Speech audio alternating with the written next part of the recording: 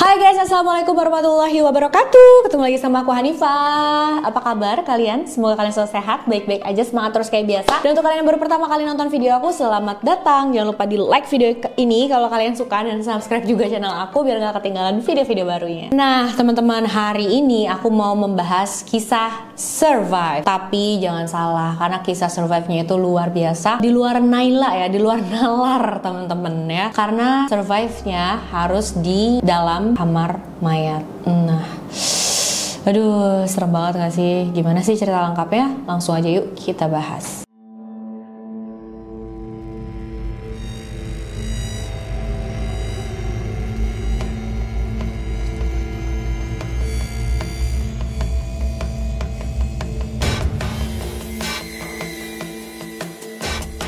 Kisah kali ini berasal dari sebuah kota di India bernama Morabadat, Uttar Pradesh. Dialami oleh seorang laki-laki bernama Srikesh Kumar berumur 40 tahun. Srikesh ini bekerja sebagai tukang listrik, dia sudah menikah. Nah, dia itu terkenal sebagai orang yang baik, pekerja keras. Tapi sayangnya Srikesh itu mengalami kejadian yang naas di tanggal 18 November 2021. Jadi waktu itu Srikesh mengalami kecelakaan teman-teman karena dia sedang jalan kaki tapi ditabrak sama sepeda motor yang lagi ngebut. Untung saat itu ada orang-orang di sana yang nolongin dia pun langsung dibawa ke rumah sakit dan ditangani lah di sana. Saat itu Srikesh mengalami koma karena dia mengalami cedera yang lumayan parah di bagian kepalanya, teman-teman. Dia nggak sadarkan diri. Harusnya sih dilakukan tindakan nih, tapi nggak memungkinkan. Entah nih karena apa alat-alatnya di sana nggak ada, dokternya nggak bisa atau gimana ya, aku nggak ngerti. Pokoknya akhirnya nggak dilakukan tindakan apapun. Jadi dia itu cuma dikasih obat-obatan aja. Tapi sayangnya sekitar jam 3 pagi dokter dan perawat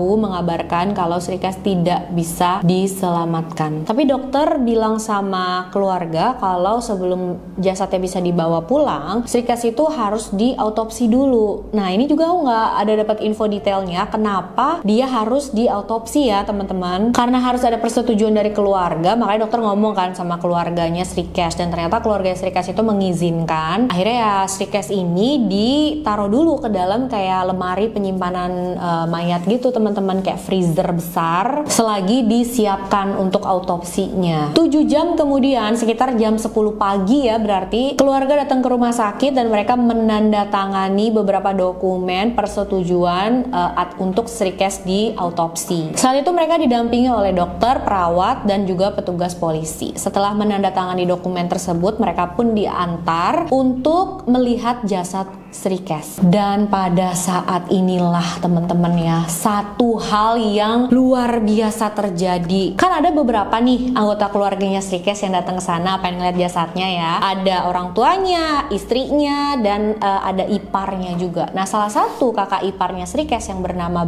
Madhubala, dia tuh ngelihat jasadnya tuh kok ngelihat tangannya, bagian tangannya Srikesh itu bergerak teman-teman. Padahal kan Srikesh sudah dinyatakan meninggal, iya kan? Shock banget dong dia, langsung lah panggil dokter, panggil petugas di rumah sakit itu untuk ngelihat. Coba deh cek deh, karena dia tuh bergerak, beneran aku lihat dia bergerak, dia hidup, dia masih bernafas gitu. Wah, dokter dan perawat ya langsung buru-buru ngecek karena masa sih, saya udah periksa beberapa kali dan dia memang sudah henti nafas, kata dokter dan perawat. Nah, setelah kejadian ini Srikesh pun dibawa lah ke rumah sakit yang lain untuk dilakukan pemeriksaan perawatan di sana. Dan kalian tahu memang benar loh teman-teman, Srikesh pada saat itu keadaannya masih hidup. Dia berhasil selamat. Walaupun memang di rumah sakit lain itu Srikesh masih dalam keadaan koma, tapi semakin lama dilakukan perawatan dan keadaannya semakin membaik teman-teman. Yang pastinya ini bukan kasus yang sering terjadi ya. Nah, keluarga Srikesh pun memutuskan untuk mengajukan pengaduan ke pihak rumah sakit karena kok bisa-bisanya saudaranya tuh, keluarganya itu si Srikesh belum meninggal tapi dinyatakan meninggal, ditaruh ke dalam freezer penyimpanan mayat selama 7 jam ya teman-teman. Aduh, gak habis pikir kan. Aku nggak tahu ya teman-teman, ini kesalahan pihak rumah sakit atau murni keajaiban atau gimana. Karena kan kita nggak tahu juga, belum ada detail pastinya nih teman-teman. Pihak rumah sakit menyatakan oh tadi udah bener-bener meninggal, udah nggak ada nafasnya. Tapi memang dari info yang aku dapet ya guys, rumah sakit tempat pertama Srikesh dibawa itu memang kurang bagus. Dan mungkin kalian berpikir, tapi dia udah ditaruh di freezer selama 7 jam loh, harusnya dia udah membeku gitu. Masa iya sih setelah itu dia masih bisa hidup? Kalau itu bukan keajaiban. Nah, ada lagi info yang aku dapat di sana itu kabarnya sering mati lampu, teman-teman. Jadi ada kemungkinan juga freezer tempat penyimpanan mayat itu tidak berfungsi karena tidak ada listriknya gitu. Jadi karena itulah Srikes bisa bertahan hidup gitu, teman-teman. Jadi ini kayak kasus survive yang unik luar biasa. Dia sudah dinyatakan meninggal, ditaruh di freezer penyimpanan mayat, tapi besokannya ditemukan dalam keadaan hidup. Nah, bukan cuma ini aja, ternyata ada kejadian yang hampir mirip nih, teman-teman. Bahkan baru banget terjadi, yaitu di tanggal 29 November tahun 2022. Kasus ini dialami seorang pria bernama Jose Ribeiro da Silva, berumur 62 tahun.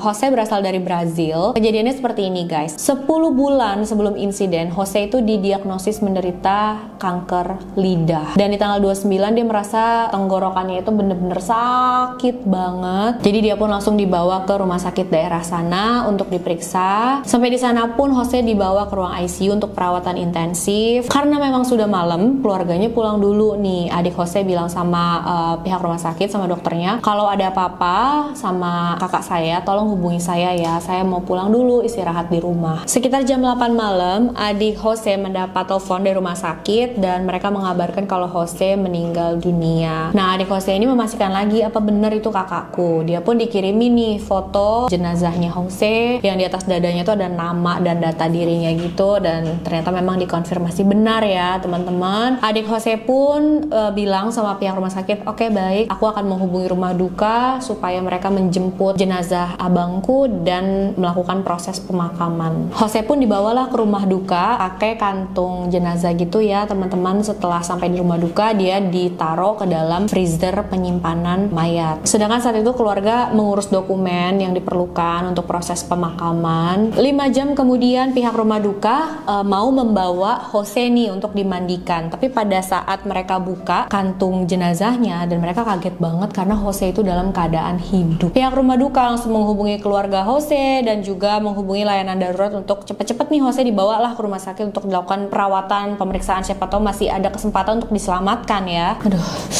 sedih banget teman-teman, kondisi Jose benar-benar mengkhawatirkan karena di bagian tangannya itu banyak luka-luka saat dia berusaha keluar dari kantung itu, guys. Setelah diperiksa, dia itu mengalami kerusakan ginjal dan pastinya hipotermia karena ya memang keadaan freezer itu ya dingin banget. Dan menurut aku ini benar-benar keajaiban luar biasa karena freezer berfungsi dengan baik selama 5 jam dia ada di situ. Tapi ya walaupun kondisi nafas sudah tidak beraturan, kondisi badannya juga udah tidak memungkinkan sama sekali, tapi dia bisa bertahan gitu, teman-teman. Pas kasus ini terjadi, pastinya keluarga langsung menghubungi petugas karena nggak terima dengan kejadian ini. Adik Jose itu seneng ya dengar kakaknya masih hidup, tapi dia juga kesel banget sama pihak rumah sakit yang sebelumnya sudah menyatakan kalau kakaknya tuh meninggal. Adik Jose bilang bener-bener nggak percaya sama apa yang terjadi. Saudara laki-laki saya harus menghabiskan 5 jam di dalam freezer yang dingin. Dia kedinginan dan ini mengerikan. Situasi yang benar-benar tidak dapat diterima, katanya. Tugas pun langsung mengamankan dokter dan perawat yang menangani Jose. Mereka dituduh atas percobaan pembunuhan karena keteledoran atau kelalaian mereka yang mengakibatkan hal fatal pada pasien. Dan kalian tahu gak sih, gara-gara hal ini warga di sana ya jadi takut ke rumah sakit tersebut. Tapi kabar duka akhirnya datang lagi, dan ini menurut aku luar biasa parah banget ya. Harus 2 kali mendapatkan kabar duka tentang keluarga kita gitu. Kayak dipermainkan banget gak sih, teman-teman? 48 jam setelah itu, keluarga Jose mendapat kabar lagi kalau Jose tidak bisa diselamatkan dan dia meninggal dunia untuk yang kedua kalinya. Pada saat diinterogasi, dokter dan perawat itu ditanyakan kenapa kok ini bisa terjadi, dan mereka bilang memang pada saat itu mereka itu cuma berpatokan pada mesin yang dipakaikan ke Jose. Pas mesinnya menyatakan kalau Jose itu detak jantungnya nggak kebaca, ya udah mereka nggak memeriksa secara manual lagi gitu, nggak diperiksa beneran pakai tangan karena mesin itu mungkin mesinnya error, nggak kebaca ya detak jantungnya atau gimana kan, kita nggak tahu. Tapi dokter dan perawat mengakui kalau mereka memang tidak melakukan pengecekan manual lagi. Karena keteledorannya itu, dokter dan perawat tersebut dikeluarkan dari rumah sakit, dipecat secara tidak terhormat ya. Tapi keluarga Jose nggak puas dengan hukuman ini karena menurut mereka dokter dan perawat itu bukan cuma hanya harus dipecat dari rumah sakit, tapi mereka juga harus menerima hukuman yang setimpal, kayak hukuman penjara lah gitu. Dan menurut info yang aku dapat memang masih dilakukan penyelidikan dalam kasus ini, teman-teman. Jadi belum ada keputusan dan pastinya apakah dokter dan perawat ini diberikan hukuman penjara juga atau cuma diberhentikan aja. Nah, kalau menurut kalian gimana teman-teman? Apakah mereka cukup diberhentikan saja atau menurut kalian tuh oh enggak lah, mereka harusnya dihukum penjara juga gitu supaya kapok? Aku pengen banget tahu ya apa pendapat kalian. Jadi ini survive yang luar biasa miris, sedih, mengerikan, tapi unik juga ya teman-teman, karena ya kasus kayak gini nggak sering terjadi. Makasih untuk kalian yang udah nonton videonya sampai akhir. Jangan lupa like video ini kalau kalian suka dan subscribe juga ya channel aku untuk kalian yang belum subscribe. Sampai jumpa di video selanjutnya. Bye bye.